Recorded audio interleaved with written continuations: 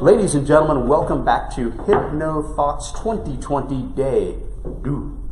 We have an amazing speaker up for you next. She taught a class yesterday. I sat her through. It's called Soul Sex. It was awesome. And today she's going to talk about balance and control. So please help me welcome Dr. Petra. Thank you very much. Thank you, Michael. Thank you all for being here. I would like you to go back into your childhood memory. Remember the seesaw. Can you remember that picture, that feeling to be on the seesaw and how good it felt to be in motion? Do you remember how the flow made you feel? Almost feeling like flying when you've been up there and being very grounded when you're on the ground. And you've been dependent on the right partner, weight-wise. If you had a partner who had almost similar weight than you have, it was nicely in flow. Right? You could be up there and you could be down there. And if this was out of balance, and you have been much taller and much more heavy than the other partner, what happened? You had to try really hard. You had to try really hard and push that the other one could fly. And if it was the other way around and you've been the smaller one, the lighter one, you've been up there and dependent on your partner. If the partner pushed and created that flow. And it was taking a lot of energy. And it was not so much fun and not so joyful. But when you've been in balance, you could enjoy that ride. Remember that feeling of being in balance. And think with me about that relationship that control and balance create. When it is appropriate to be in control, and when it's better to surrender. Think about your life. What is that with control?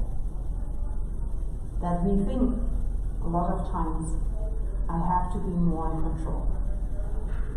How have you been raised? What have you been taught? As I grew up, we had a lot of rules. That our family could function, my parents, my grandparents had established a lot of rules. And rules have been there to be acted according to the rules. This is what I learned. And when you ask my mom, my mom would tell you, I was a nice child, I was easy to handle. If you talk with my husband about that same topic, I'm almost certain that you will receive a totally different answer. But I was raised with the mindset, you have to be in control. You have to control your achievements, your accomplishments, your tasks, your duties, your sleep hours. You have to be in control of your calorie intake. You have to be in control of your finances. You have to be in control. And as a little child growing up, my mindset was, my impression was, rules are limiting. I wanted to grow, I wanted to explore, I wanted to fly, I wanted to go to the edge and see how it feels, right? Later I learned that control is not just limiting. Control, rules that set boundaries, they create stability. When rules and boundaries are established, you have something to lean on. It gives you structure, it gives you stability. And if this structure is lacking, if it's missing, you have the tendency to search for that boundaries. Either we have too many rules going up, or we have a lack of control. Our brain tries to create balance. And if we feel we are ourselves are not good enough, not being enough in control, we allow other people or other things to take control. The urge for substances, to misuse drugs, any kind of addiction. From my perspective, what I found over and over again with my clients think they are not enough in control. They feel the urge to give control to someone or something else. They think they are better in maintaining control. And sometimes these are drugs.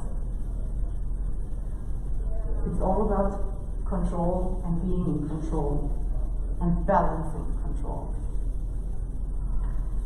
When we grew up and been taught to be in control of everything, I mentioned a couple. This included emotions.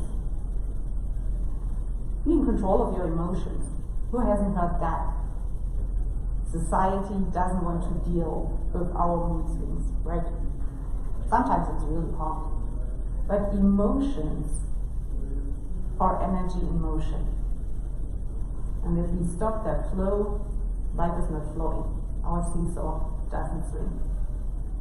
Feelings, why are they called feelings? Feelings are for feeling. And if we do not allow ourselves to feel our feelings, if we are too much in control of our emotions, we don't flow. We cannot enjoy that life is. And emotions are contagious. Yes, I know, the word contagious has become a totally different taste now. We are wearing masks and face shields. But remember, there are always two sides. Emotions are contagious as well. Surround yourself with people that are in an emotional state that you would like to be in. Pay attention to your own emotional state. You are contagious too in a good way. When you are in a good mood, when our emotions are vibrating high, fast, this is contagious. And people can join you in. You as a hypnotist, when you are in a good emotional state, this is contagious for your client. And you give your client a good feeling, a client of being safe, that you are in control, in the right balance. Use that. Let yourself be contagious in a very good way. And if you surround yourself constantly with people who are in a bad mood, frequencies are low, this is contagious too. So pay attention to when it's a good moment for you to be in control, and when it's a good moment for you to surrender.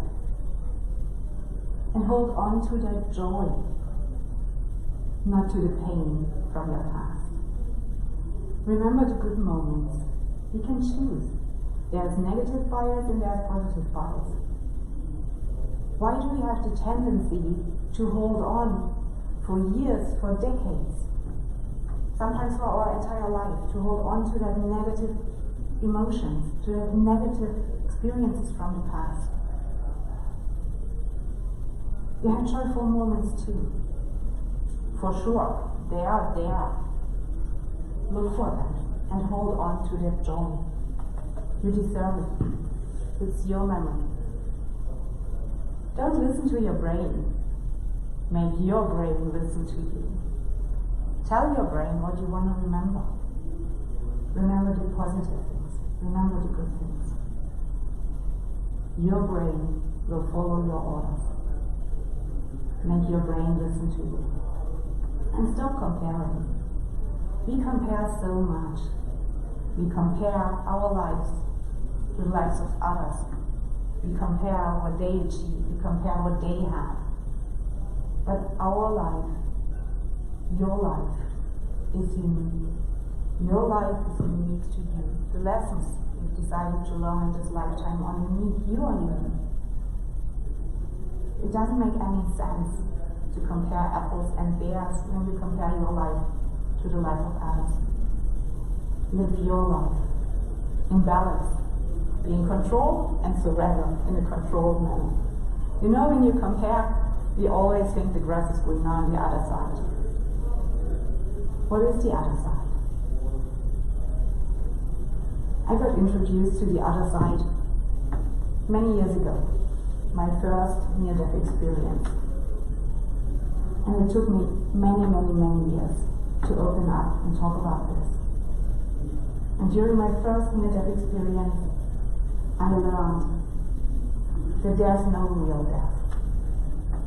Yes, we leave our bodies. Yes, the body dies. Be grateful for your body because your body is doing a very good job. But the soul doesn't really die. And I had multiple experiences of this kind, maybe because I didn't listen in the beginning, I don't know. But I can tell you, the soul never dies. So learn and be assured there is no fear needed. You are good enough. You are perfect exactly the way you are. And you have control.